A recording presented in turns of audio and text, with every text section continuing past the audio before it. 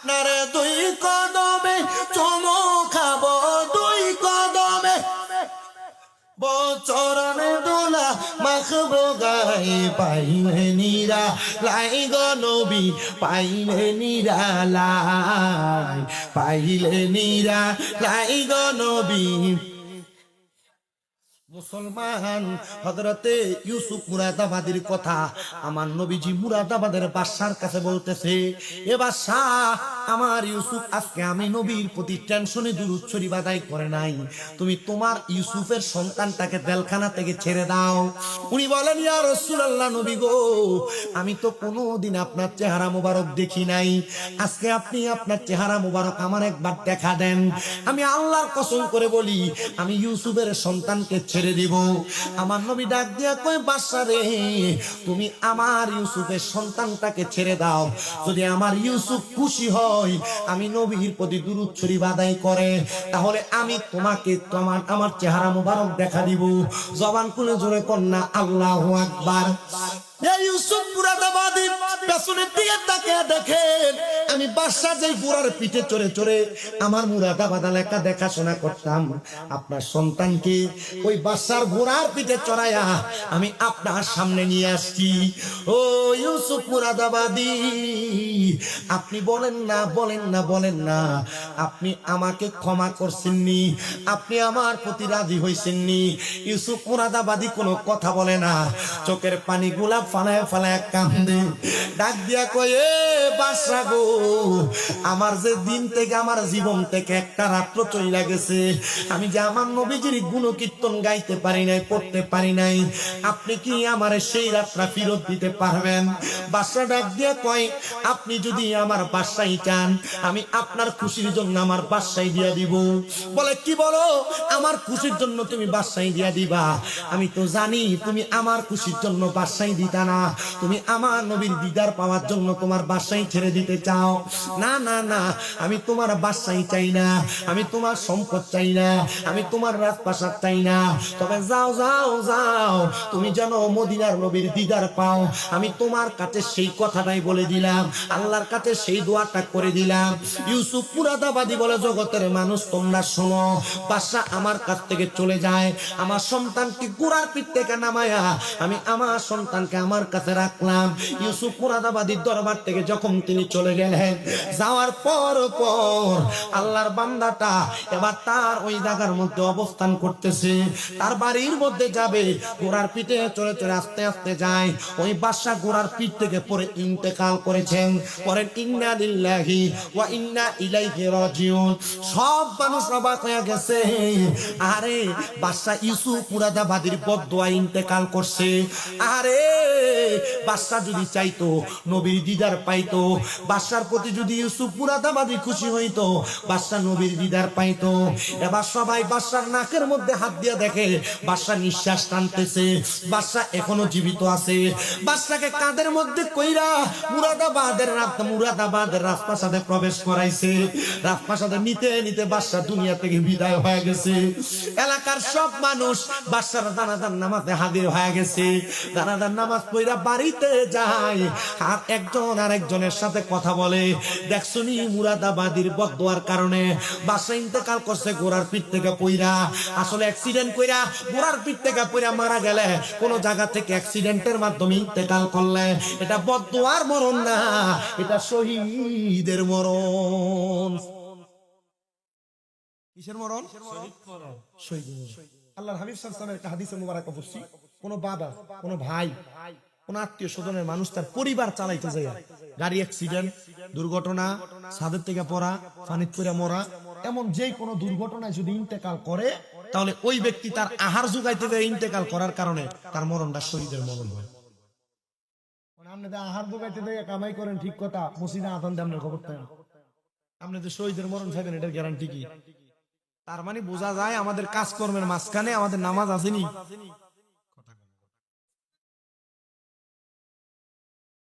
জানাজার নামাজ পড়ে গাইতে দেখবেন মানুষ অমুকের সমালোচনা বিভিন্ন রকমের কথা বলে না, লোক অমুক ছিল, আর যদি খারাপ থাকে আর মানুষের বহুত জ্বালান জ্বালাইছে। আজকে আমার একটা জেরা মারা গেছে, আমি নিজে আজকে অনেকের ফোন ধরতে পারি, অনেকে ফোন করছে। আজকে এলাকার সাইফুল্লাহ সূত্রে আছে যে আপনাদের এলাকারই ওই আমার কাছে অনেক ফোন দিয়ে আমি ধরতে পারি আমার ওনার জ্যাঠারে গোসল দিছে, আমি আবার আমার এক জ্যাঠা তো ভাই দাওয়াত ইসলামের মুরিদ, আমরা নিজেরা গোসল দিছি, আমরা নিজেরা জানাজার নামাজ আমার ভাইয়ে পড়াইছে, আমি মুনাজাত দিছি, আমরা কবরে নামছি, দাফন সব শেষ করে তারপর রওনা দিছি আপনাদের দিকের উদ্দেশ্যে। তো আমি এতটুকু দেখছি যে আমার জ্যাঠারে সালাম দিলে উনি এমনি মাথা তুলতো না, আসসালামু আলাইকুম, এমনি শুনে নিচের দিকে থাকে আর তো ওয়ালাইকুম সালাম, হাঁটা শেষ, অন্য কোনো কথা নেই, নরমাল নিরিবিলি মানুষ ছিলেন। দোয়া করে ওনার দুইটা ছেলে বিদেশ আছে, একটা মেয়ে বিবাহ দিছে, আর একটা ছেলে দেশে ছোট। আল্লাহ যেন তার পরিবারটার একটু রহমতের নজরে দেখে তার পরিবারকে ধৈর্য ধারণ করার তৌফিক। আমিন। তো মানুষ মারা যাওয়ার পরও এভাবে ভালো তার প্রশংসা করছেন। ইউসুফ মুরাদাবাদীর এলাকার বাদশা তখন মারা গেছে, মানুষ ওনার ব্যাপারে সমালোচনা করতেন, আরে মনে ইমাম সাহেবের বদদোয়ায় মনে হইরা মরছে রে গোড়ার থেকে রে। মানুষের মন্তব্য চিন্তাধারাটা কি ভালো না খারাপ? খারাপ। মনে হয় ইমাম সাহেবের বদদোয়ায় মরে গেছে রে। এলাকার সব মানুষ বাড়িতে ঘুমাইছে, ঘুমানোর পর এরা দেখতেছে মুরাদাবাদের বাদশা উনি সুন্দর জান্নাতি খাবার সামনে নিয়ে বসা বসা আহার করতেছে। কি খাবার খায়? কি খাবার খায়? জান্নাতি খানা খাইতে। মানছে কয় ইমাম সাহেবের লোকে মানে বেয়াদবি করলো আর খাইতেছে জান্নাতি খানা। বিষয়টা একটু অন্যরকম গেছে। তাড়াতাড়ি ইউসুফ মুরাদাবাদীর দরবারে, হুজুর আপনার সন্তানকে যে অ্যারেস্ট করছিল এ বাদশা ইন্তেকাল করছে, এত ঘোড়ার পিঠ থেকে ফিরে মরছে, আমি যে স্বপ্ন দেখলাম সুন্দর সুন্দর খানা নিয়ে বই রয়েছে। হুজুর এটার কাহিনী কি বলেন?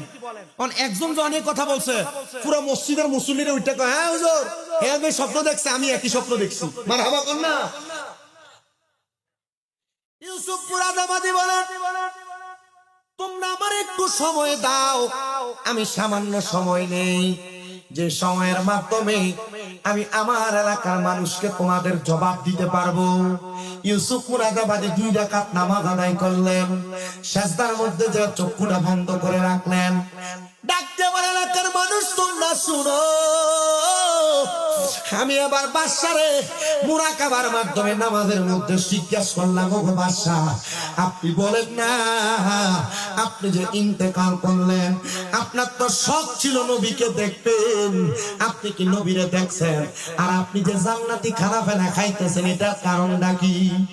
ইউসুফ মুরাদাবাদী বলেন, জগতের মানুষ তোমরা শুনো রে,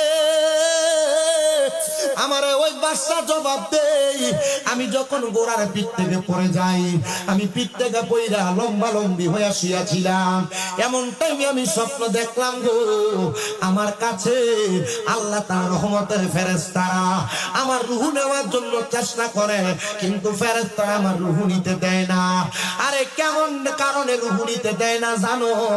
আল্লাহর নবীর হাদিসে মোবারকা, তিরমিজি শরীফের হাদিস পড়ে আসলে দেখলাম আল্লাহর নবী ডাক দিয়ে কোন ইমানদার নবী প্রেমিক যদি ইন্তেকাল করে আপনার তার রূহটা নিতে কষ্ট হয়ে যায়। কারণ কি গো নবী, কেন কষ্ট হয়? আমার নবী বলে কোন ইমানদার বান্দা যখন ইন্তেকাল করবে ওই বান্দাটার সামনে আমার আল্লাহ তাআলা আজরাইল পাঠানোর আগে 2টা রহমতের ফেরেশতা পাঠিয়ে দেয়। ওই ফেরেশতাগুলা ইমানদার বান্দার সামনে ডাইনে বামে ঘুরতে থাকে। এবার আজরাইল আইসা ইমানদারের বুকটার ভিতর দিয়ে যখন রূহটা বাহির করার চেষ্টা করে, ইমানদার বান্দার বুকের মধ্যে থেকে ফেরেশতারা ডাক দিয়া কয়, এ আজরাইল বান্দার রূহ এখান দিয়া নিতে পারবা না, কারণ বান্দার বুকের মধ্যে আল্লাহ নবীর ভালোবাসা আছে। এবার আপনারা বলেন আমরা সবাই বুকের মধ্যে আল্লাহ নবীর ভালোবাসা নিয়ে মরতে চাই কি চাই না?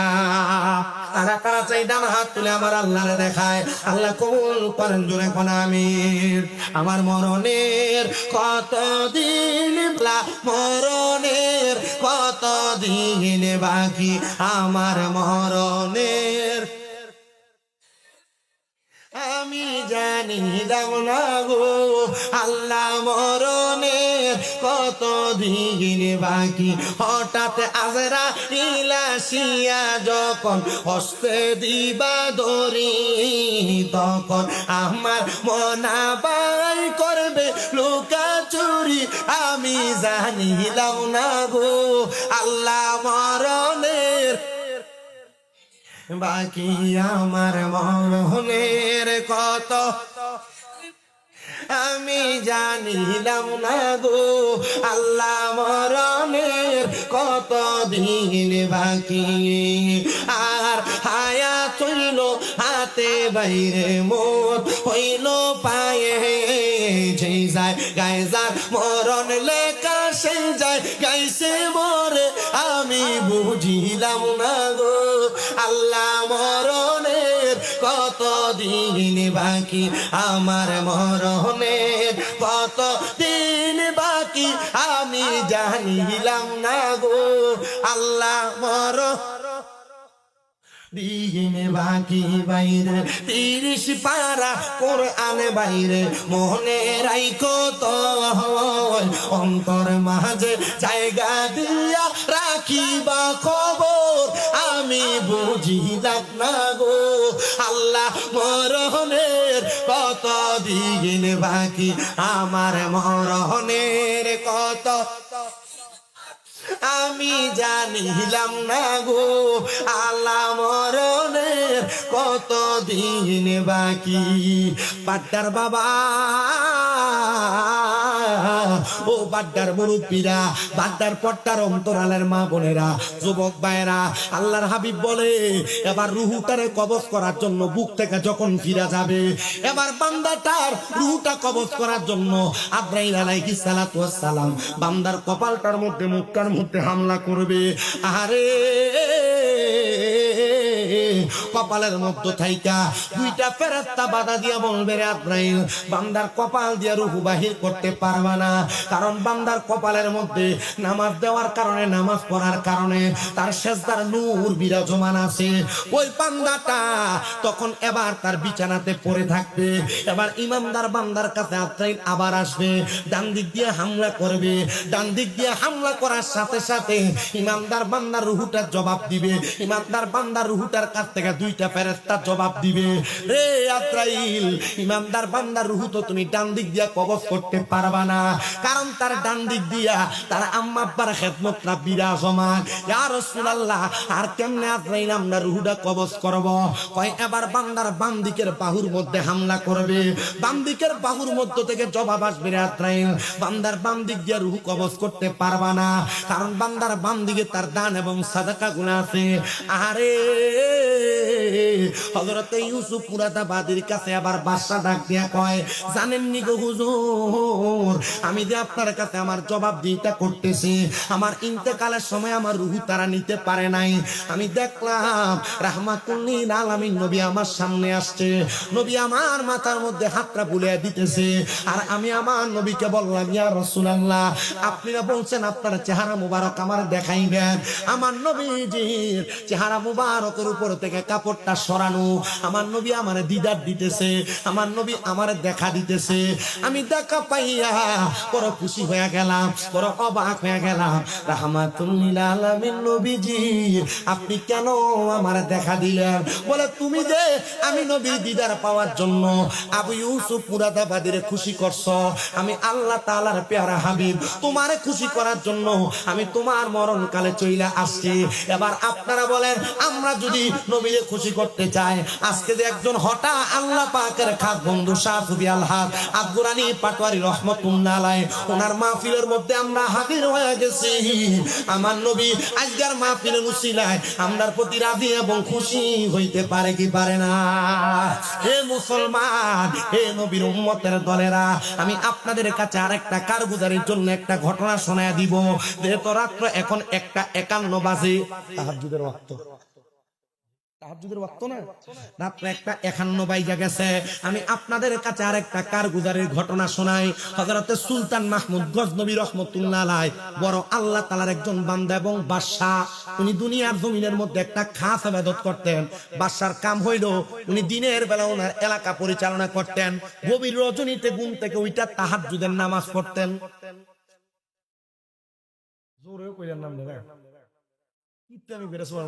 অবস্থা দেখছি মাহফিলের প্যান্ডেলের এখন যে সুবহানাল্লাহ কোন আর আপনারা আইছেন এটাই তো আমার ভাগ্য মারহাবা কন্যার জোরে মারহাবা বর্তমান সমাজের মানুষ আলেম ওলামার ওয়াজ শুনতে চায় না এটা ভাইরাসের পাগল হয়েছে হ্যাঁ আমার এলএম কালাম আছে, কামেল দ্বিতীয় বর্ষে এবার ফাইনাল পরীক্ষা দিলে তাহলে মুফতি হইব নামের আগে, এটা নামের মুফতি, কামের হইতো না।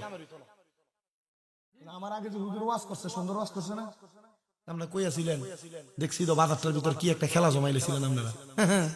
আর এখন মনে হয় আমার ছটফটিওয়ালা আর বুডলাডি মনে বদ্ধ দিতেছে, দমকার হুজুর কইতে গেছে, আমরা সব কিছু তালে দিতেছি। অসুবিধা আমরা বসছি, ইনশাআল্লাহ কিছু শিক্ষা বাড়িতে দাম, আল্লাহ কবুল করো, কামিন করো। হযরত সুলতান মাহমুদ গজনবী রাহমাতুল্লাহ আলাইহি ওনার কাজ হলো উনি তাহাজ্জুদ নামাজ পড়তেন। কি নামাজ? বালা কাম না খারাপ কাম? বেশি বালা কাম।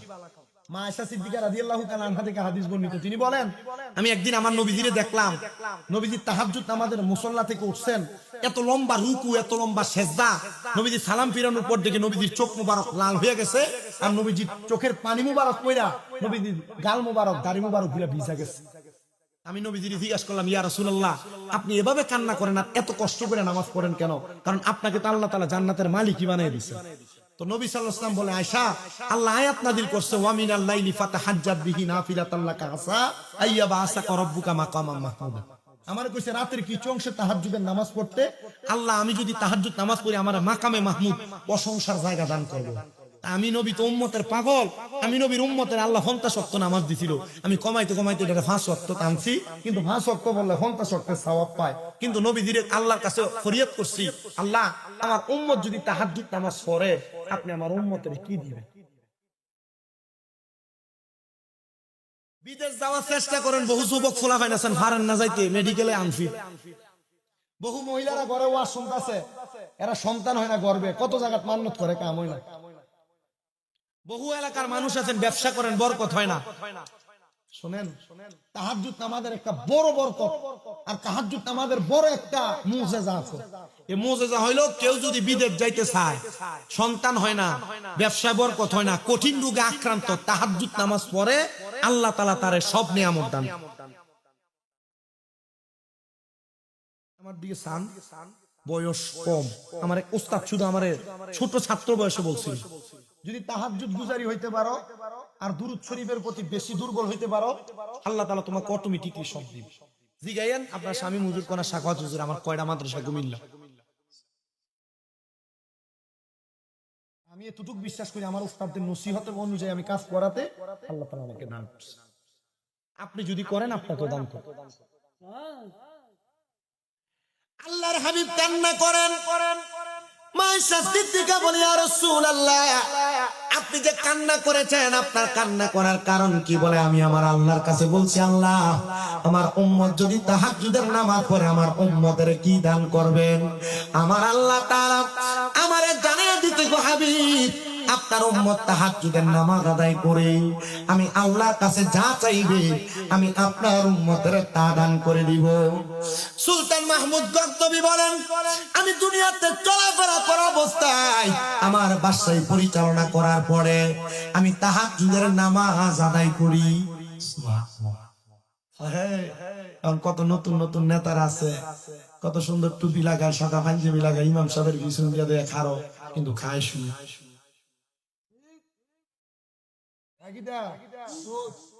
দাড়িটি এমন ভাবে ক্লিন শেভ করে ইমাম সাহেবের পিছন দিয়ে দেয় খারো, হিসা মারা মনে হয় যে ক্ষেতের গালা কাছাইলে যেমন একবার সমান থাকে, নাইল কাছাইলে এর মুখে মুখ এটা এমন গালা কাছাইলে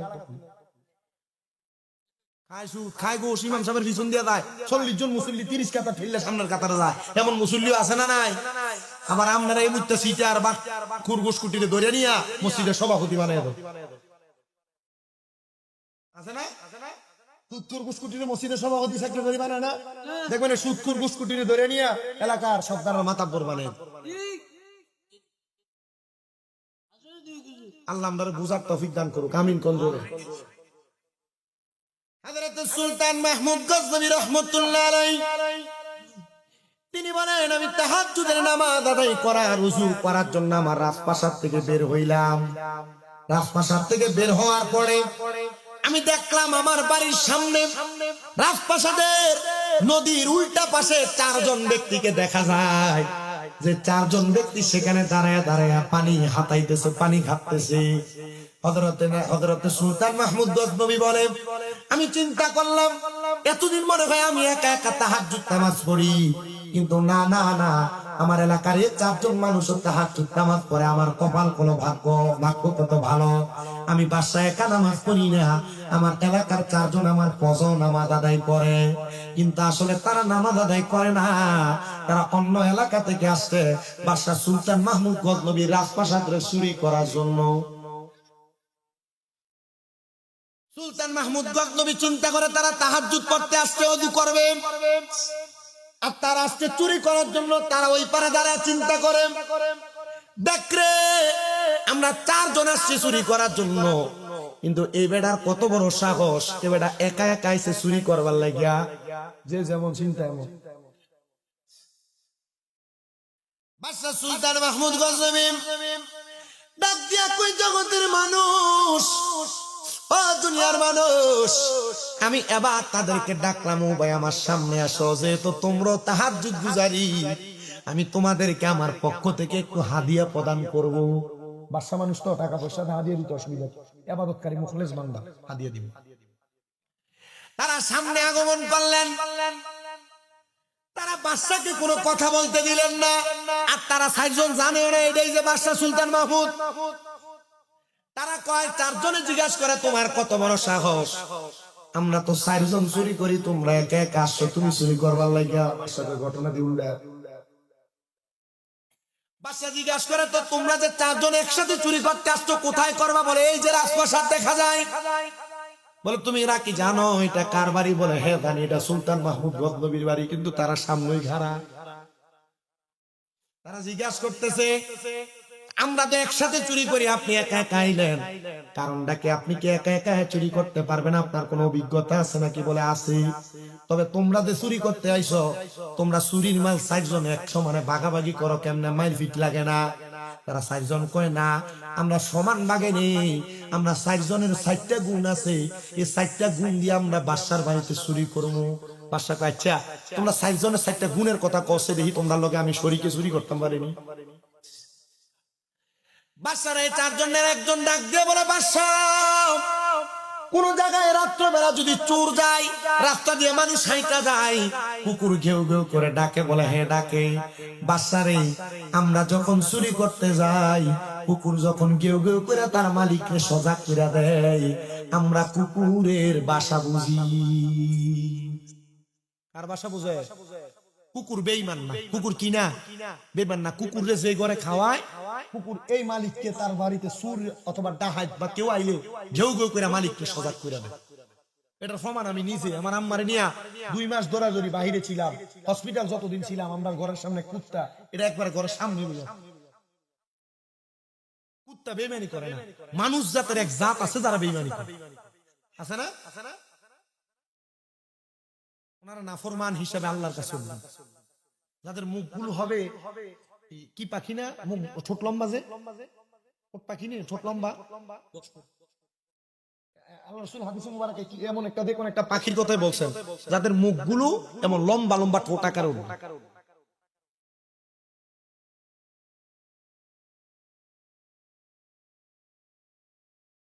বাদশা ডাক দিয়ে বলেন, একজনের ক্ষমতা জানলাম, আর বাকি 3 জনের ক্ষমতা কোন? একজন ডাক দিয়ে কয়, আমার ক্ষমতা হইল পৃথিবীর যত কঠিন তারা হোক না কেন, আমি এটাকে সেকেন্ডের মাধ্যমে, ইশারার মাধ্যমে খুলে ফেলতে পারি। বলে 2 জনেরটা জানলাম, 3য় নম্বরের ক্ষমতা বলেন। 3য় নাম্বার ব্যক্তি ডাক দিয়ে বলতেছেন, আমার ক্ষমতা হলো আমি ঘরের মধ্যে প্রবেশ করার পর নাকের গ্রান টান দিয়ে বলতে পারি কোন জায়গায় টাকা পয়সা হীরা মণি মুক্তা আছে। বলে 3 জনেরটা রে কথা কইছ, 3 জনেরটা জানলাম, 4 নাম্বার জনের ক্ষমতা কি? 4 নাম্বার জন ডাক দিয়ে কয়, বাদশা আমি রাত্রবেলা যারে দেখি দিনের বেলা তারে চিনি, দিনের বেলা যারে দেখি রাত্রবেলা তারে চিনি। এ ভাই তুমি যে একা একা আসলা, আজকে তো বাদশার বাড়িতে চুরি করবো, চলো আমরা একসাথে চুরি করতে যাই। তবে শর্ত হইলো তোমার কি ক্ষমতা তুমি আমার কাছে বলো, ক্ষমতা অনুযায়ী তুমি তোমার ভাগ পাইবা।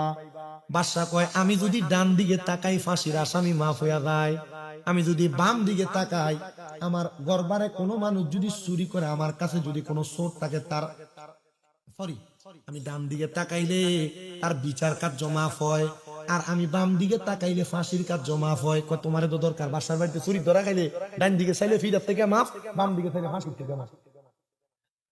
বলে চলো আমরা একসাথে যাই চুরি করতে।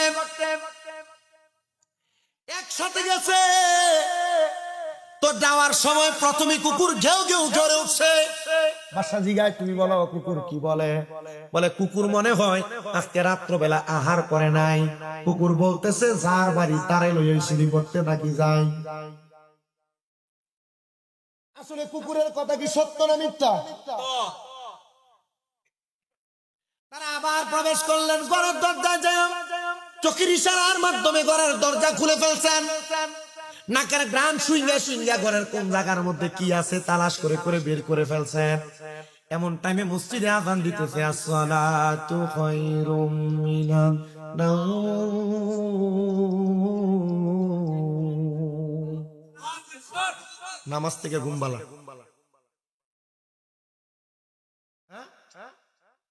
নামাজ থেকে ঘুম ভালো না? তাহলে ফজরের নামাজে শুয়ে শীত আইছে, ইমাম সাহেব মাঝে মাঝে 2-3 জন লয়ে নামাজ পড়বো। যদি নামাজ থেকে ঘুম থেকে নামাজই উত্তম আপনি মনে করতেন, আপনি কি ঘুমায় থাকতেন নাকি? আসসালাতু খায়রুম মিনান নাওম, ঘুম থেকে নামাজ উত্তম। ফজরের আযান হয়ে গেছে, মানুষ বের হবে। বাদশা সুলতান মাহমুদ গজনবী বলে আমি তাহাজ্জুদ নামাজ আজকে সূরার দলের কারণে পড়তে পারি নাই, তবে আমি ফজরের নামাজ তো কাজা করতে পারবো না, এটা ফরজ নামাজ। বাদশা বলে তারা সবাই যখন চুরি করার পরে সবগুলা মাল একটা ঘরের মধ্যে প্লবে ঢুকাইছে, আমি এবার তাদেরকে ওই ঘরের মধ্যে ঢুকাইয়া ঘরের দরজা বন্ধ করে দিছি। দরজা বন্ধ করে আমি ফজরের নামাজ আদায় করে ডাক দিলাম, ও গজনব এলাকার মানুষ তোমরা কি আসো? আসো, আমার রাজপ্রাসাদের মধ্যে 4 জন চোর আইছে চুরি করার জন্য। চুরি করলে কি বিচার তার বিচার করা হবে, তোমরা আসো চুরির বিচার দেখবা। শত শত মানুষ গজনবের বাদশার বাড়ির সামনে দাঁড়ায় রইছে। বাদশা বিচার কার্য পরিচালনা করার জন্য তার চেয়ারে বসে গেছে। বাদশা যখন বসছে রে, ওই 4 জন চোরের কাঠগড়ার মধ্যে দাঁড় করানো হয়েছে। বড় হাসির বিষয় হইল এ 4 জন চোরের ভিতরে 3 জন চোর দাঁড়ায় দাঁড়ায় কান্দি।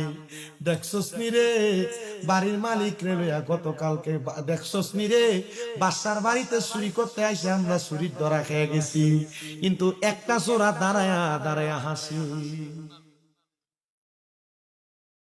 3 চোরে কান্দাছে, হাসে কয়টা? বাদশা জিজ্ঞাসা করে সবাই কান্দে, তুমি কেন হাসো? উনি ডাক দিয়ে কয় বাদশা আপনি আমার গুণের কথাটা মনে আসেনি? বলে হ্যাঁ মনে আছে। তুমি যারা রাইতে দেখো তারে দিনে চেনো। বলে বাদশা কেমনে গো এক লগে চুরি করে আমরা লগে বেঈমানিটা করলেন? আমনে সোনা চুরি করতে গেছিলাম, আপনি দিয়াই গা আমনারে বিচার করতে দাঁড়াইছেন। বাদশা দেখেন আপনার ডান হাতের ডান দিকে কি দেখা যায়? বাদশা তাকাইছে, কিছু নাই। বাদশা দেখেন আপনার বাম দিকে কি দেখা যায়? বলে কিছু নাই। বাদশা গো আপনার তো গুণ, ডান দিকে তাকাইলে এ বাদশা আপনি মানুষের বিচার করেন, আর বাম দিকে তাকাইলে ফাঁসির আসামি মাফ করে দেন। বাদশা আমরা স্বীকার করি পেটের দায়ে চুরি করতে আপনার বাড়িতে আসছি গো বাদশা। আমাদের গোত্রের সব মানুষ ক্ষুধার্ত, আমাদের এলাকার বাদশারা লুটপাট করে সব খায়া ফেলাইছে। আমরা আপনার বাড়িতে চুরি কইরা জানিতাম, আমার এলাকার মানুষকে খাওয়াইতাম। বাদশা আপনি তো আমাদের ফাঁসিও মাফ করছেন, ডাইনে বামে তাকে একদম সব মাফ করছেন। বাদশা এবার যে শাস্তি দেন সেই শাস্তি আমরা নিয়ে যাব। বাদশা কয় যারে যা রিজিকের তালাশ করতে যায় তো চুরি করতে আসতো, আমি তোমাদেরকে আমার রাজপ্রাসাদে চাকরি দিয়া দিলাম। ওরে বিনা মাইনে করব চাকরি, বিনা মাইনে করব চাকরি, আবেদ বাবার দরবারে চাকর নিরাখি বায়া মারে দয়াল। আবেদ তোমার দরবারে চাকর নিরাখি বায়া মারে। আমি দিনের মাইনে দিনে চাই না, দিনের মাইনে দিনে চাই না, দিও বাগদাদি একসাথে চাকর নিরাখি ভাই আমার দয়াল মুর্শিদ তোমার দরবারে চাকর নিরাখি ভাই আমারে।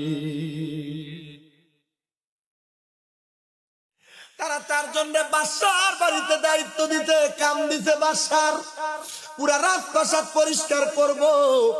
তারা চুরি করার কারণটা দেখছেন নি, খাবারের কারণে তারা চুরি করছে। আল্লাহর নবীর হাদিসে মুবারক ওমর ইবনে খাত্তাব রাদিয়াল্লাহু তাআলা বলে, কোন এলাকার মানুষ যদি পেটের ক্ষুধার জ্বালায় চুরি করে, তাহলে ওই এলাকার বাদশারে ওই এলাকার প্রতিনিধিরে ধইরাই না তার হাত কাটটা দেও। বলে কেল্লে গারে? বলে তারপরে চোরের হাত কাটবা, কারণ ওই এলাকার বাদশা প্রতিনিধি তার এলাকার ক্ষুধার্ত মানুষের খবর নেয় না। বাংলাদেশে 5 আগস্টের পরে বহু নেতা দেখা যায়, সব নেতার কাছে কইবা তোমরা যদি আমরা সুখে দুঃখে কাছে থাকতে পারো, নির্বাচনের আগে ঠুসঠাস, নির্বাচনের পরে কেউ নাই। যদি আমরা ওয়াদা দাও, আমরা যারা সুন্নি মুসলমান আছি, আমরা সুখে দুঃখে তোমরা থাকবা। 5 আগস্টের পরে যত জায়গায় বাংলাদেশে মাজার গুলা ভাঙছে, প্রত্যেকটা মাজার ভাঙার বিচার করবা, আমরা তোমরা ভোট দিব, নচেত আমরা ভোট দিতাম না। বাংলাদেশের সরকার বাহাদুর সহ ডক্টর মোহাম্মদ ইউনূস সাহেবের কাছে আমাদের আবদার সোশ্যাল মিডিয়ার মাধ্যমে, আপনি যদি মনে করেন বাংলাদেশের মধ্যে আপনি সত্য কায়েম কইরা বাংলাদেশকে শান্তি শৃঙ্খলাবদ্ধ ভাবে পরিচালনা করবেন, তাহলে বাংলাদেশের আপামর সুন্নি জনতা, সুফিবাদী জনতা, যাদের কারণে ইসলাম পাইছে, ওই আল্লাহর ওলি মাথার দ্বারা ভাঙছে হাজীগঞ্জের মানুষ, আপনারা বলেন আমরা তাদের বিচার চাই কি চাই না? কারা কারা বিচার চাই? হাত উঠে আল্লাহকে দেখান।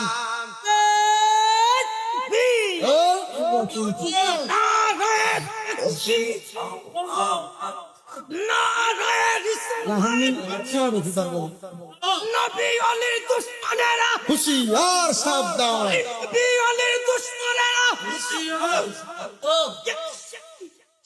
ভাইরা গেছেন।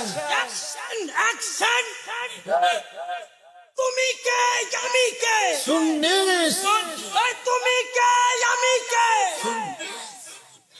শুনেন সুন্নি জনতা, চাঁদপুরের হাজীগঞ্জের বাড্ডা ঈদগাহ ময়দান থেকে আমরা বাংলাদেশের বর্তমান উপদেষ্টা, অন্তর্বর্তীকালীন সরকার, আপনি তো বাংলাদেশকে স্থিতিশীল করার জন্য আসছেন, কিন্তু আপনি বসার পরে যারা বাংলাদেশের সুফি তথ্যের কারখানা, আউলিয়া কেরামের মাজার গুলাতে হামলা করেছে, আপনি যদি বাংলাদেশের সাম্প্রদায়িকতা রক্ষা করতে চান, মাজার যারা ভাঙছে তাদেরকে অনতি বিলম্বে শাস্তির আওতায় আনেন। আমরা তাদের শাস্তি চাই কি চাই না? মাজার গুলারে ভাঙ্গা এরা গেছিল কিন্তু পূজা মণ্ডপের ভিতরে পূজা দিবেন লাগবে, আপনারা দেখেন নাই? এরা মাজার গুলারে ভাঙ্গা পূজার মণ্ডপে যায় পূজা কইছে, পূজার কীর্তন গাইছে, আবার কত সুন্দর কইছে রোজা আর পূজা বলে সব বলে সমান। নাউজুবিল্লাহ, জোরে কোন না কেন? এটা রোজা আর পূজার সমান কয়, আর হিন্দু মুসলিম ভাই ভাই কয়, এটা কি আসলে ঈমান আছে না গেছে?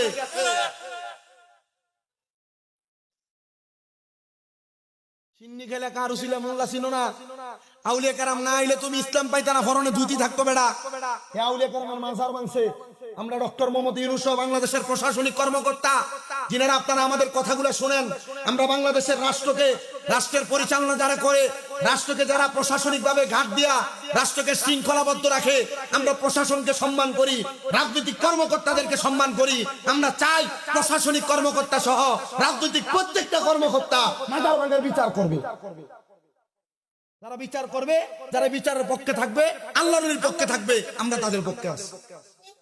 আর যারা বলবে যে না বিচার করতে পারতাম না, আমরা তার লগে তেল মালিশ করে চললাম, আপনি যান আমি ভাই কথা কন না কেন? আল্লাহর ওলির মাজারে হামলা করবেন আর আমরা আপনার ভন্ড আর মুনাফিক কইলে আমরা লেটাম শয়তানের দল। আপনার কি কষ্ট দিতেছে নাকি?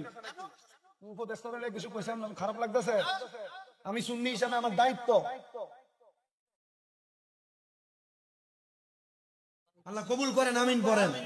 লেশকো বেটা প্রেমের বিষে দর্শে গো দারে, ওরে কি করিবে ও যাই তাহারে গো বিষে পরাণ যাই, মুর্শিদ প্রেমে পরাণ যায়।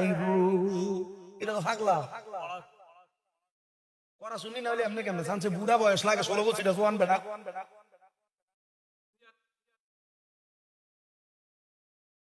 আল্লাহ কবুল করেন, আমিন পড়েন। আউলিয়া কেরামের পাওয়ার আছে না নাই? আউলিয়া কেরামের মর্যাদা পাওয়ার আছে না নাই? কথা কোন জায়গায় ছিলাম? চাকরি দিয়ে দিছে, আমার সময় আছে আর 18 মিনিট টাইম বাইন্দা দিয়ে দিছে। আমরা কি একটু আসেননি কতক্ষণ? যদি থাহেন ওয়াজ হইব, আমি কিন্তু ডাবল ডাবল মাহফিল নেই না। সাকাওয়াত হুজুর দাওয়াত দিছে দেখে উনি আলেম, হাফেজ সাহেব, মাওলানা আমার উস্তাদের মতো এলাকা দাওয়াত রাখছি। এই দাওয়াত রাইখো টাইম মতো। আমি কইছি হুজুর 12:30, আমি চেষ্টা করছি 12:30 কিন্তু আমরা দোয়ান দিলে আমি 12:30 স্টেজ যাইতাছি না। 29 উপস্থিত হয়েছিলাম এই জায়গা। আমি যেই কথা বলতেছিলাম, বাদশার বাড়িতে চাকরি দিছে 4 জন, মনে আছে নি ওয়াজ? বাদশা শর্ত দিছে, শর্ত হইলো 5 ওয়াক্ত নামাজ পড়া লাগবে আর তাহাজ্জুদ নামাজ পড়া লাগবে। পারাবা কইলেন না? রাজি হইছে। বাদশা বলেন, আমি তারারে 1 সপ্তাহ চাকরি দিয়া আমি আর এই 1 সপ্তাহ 5 ওয়াক্ত নামাজ ছাড়া বাড়তি কোনো ইবাদত করি না। কারণ আমি চিন্তা করলাম এরা যেহেতু বাদশার বাড়িতে চুরি করা সাহস করে লাইছে, কামতে দিছি কোন সময় আমার বাড়ি চুরি করে লইয়া থাকা। এই কথা চিন্তা করে বাদশাকে আমি আর ঘুমাই না। একদিন 7 দিন পর্যন্ত পাহারা দিয়ে আমি 7 দিনের দিন ঘুমাইতে গেছি। আমি ঘুমাইলাম, তাহাজ্জুদ নামাজের সময় জাগ্রত হইলাম। জাগ্রত হওয়ার পরে আমি আবার তাহাজ্জুদ নামাজ আদায় করলাম। আদায় করে ফজরের নামাজের অপেক্ষা করতে লাগলাম। তাহাজ্জুদের মুসল্লার মধ্যে বসা, তাহাজ্জুদের মুসল্লার মধ্যে বসে থাকা অবস্থায় আমার ঘুম ঘুম ভাব আসছে। এমন টাইমে আমি আমার নামাজের মুসল্লাটার মধ্যে সাজদায় করে ঘুমিয়ে গেলাম। হঠাৎ করে আমি দেখতেছি গো দুনিয়ার মানুষ তোমরা শোনো, আমি দেখি আমার ঘরে রাহমাতুল লিল আলামিন হাজির হয়ে গেছে। সুলতান মাহমুদ গজনবী বলে জগতের মানুষ, আমি যখন দেখলাম আমার ঘরে রাহমাতুল লিল আলামিন নবী হাজির হয়ে গেছে, আমি জিজ্ঞাইলাম ইয়া রাসূলুল্লাহ আপনি আমার ঘর মুবারকে কেন হাজির হইলেন? নবী আমার, নবীজি চেহারা মুবারকের উপর থেকে সাদা কাপড়টা সরাইয়া দিলেন। আমি দেখলাম আমার নূরের নবী রাহমাতুল লিল আলামিন নবীজির মুখটা একবারে মলিন দেখা যায়।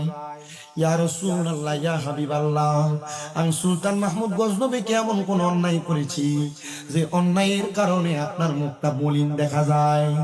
আমার নবী ডাক দিয়া কয়ে, সুলতান মাহমুদ গজনবী কি অন্যায় করছো, কি অন্যায় করছো রে? আল্লাহর 4 জন খাস বান্দারে তুমি তোমার বাড়ির চাকর বানাইছো। সুলতান মাহমুদ গজনবী কারে আল্লাহর হাবিবের জবান মুবারকের কথা, আমি নাকি আল্লাহর খাস 4 জন বান্দারে আমার বাড়ি চাকর বানাইছি? ইয়া রাসূলুল্লাহ আমি তো 4 জন চোরকে আমার বাড়ির চাকর বানাইছি, যারা আমার বাড়িকে দিনে 2 বার করে পরিষ্কার করে। আমার রাসূল ডাক দিয়া কয়, হ্যাঁ তুমি চোরে চাকর বানাইছো, তবে জানো এই 7 দিন পর্যন্ত তারা তোমার রাজপ্রাসাদ পরিষ্কার করার পাশাপাশি যে 5 ওয়াক্ত নামাজ পড়া এমন ভাবে তাহাজ্জুদ গুজারি হইছে, তারা আমার আল্লাহর বান্দা থাইকা বন্ধু হইয়া গেছে। বাড্ডার কত মানুষ মারা যায়, 2-3 বছরে কোনো খবর থাকে না, কিন্তু আবেদ চাল মাদানি কতদিন হয়ে গেছে পর্দা নিছে। প্রতি বছর উরুসে নববীর মধ্যে হাজার হাজার মানুষ আসে, কারণ তারা দুনিয়ার কোন সাধারণ কাজ করে পর্দা নেয় নাই। আবেদ চাল মাদানির রওজার কাছে যাইয়া পশ্চিম দিকটারে পিঠ দিয়া আবেদ চাল মাদানির চেহারা বরাবর মুখটা কইরা চোখটা বন্ধ কইরা একাবার নিয়তে জিজ্ঞাসা করে, ও আবেদ চাল মাদানি আপনি কেমনে গো দুনিয়ার জীবন সাজাইছেন? কি এমন কাজ করছেন আবেদ চাল মাদানি? আপনার কোন কাজের কারণে আপনি এত মহাস্থান গড় লইয়া বৈশা রইছেন? এমন কোন কামের কারণে আপনার ইন্তেকাল, আপনার উফাতের, আপনার বিদায়ের এত পরে এত মানুষ আপনারে দেখতে আসে, আপনার দরবারে বীর জমাই? আবেদ চাল মাদানির জবাব হবে একটা, আল্লাহরে পাওয়ার জন্য যত রকমের চেষ্টা দরকার, নবীরে খুশি করার জন্য যত রকমের মোহাব্বতের দরকার, আমি আবেদ চাল মাদানির অন্তরে করেছিল। এবার আপনারা বলেন, আমরা যদি এমন ভাবে ইবাদত করি, আমরা এমন আল্লাহওয়ালা হওয়া সম্ভব কি সম্ভব না? আরে আবেদ ছায়ামান ও নবীর উম্মতের দলেরা, এবার ওই চারজনকে বাদশাহীর দায়িত্ব দিয়া সুলতান মাহমুদ গজনবী জংলায় যায় ইবাদত করে। জংলায় যায় যখন ইবাদত করে গো, জংলার মধ্যে যে আল্লাহরে ডাকে, জংলার মধ্যে যে রাসূলকে ডাকে, সুলতান মাহমুদ গজনবীর কাছে যাইয়া ওনার সেনাপতিরা ডাক দিয়া কয়, সুলতান মাহমুদ গজনবী, আপনি কি বাদশার রাজপ্রাসাদে ফিরে যাবেন না? আপনি কি আপনার কর্মকার্য সম্পাদন করবেন না?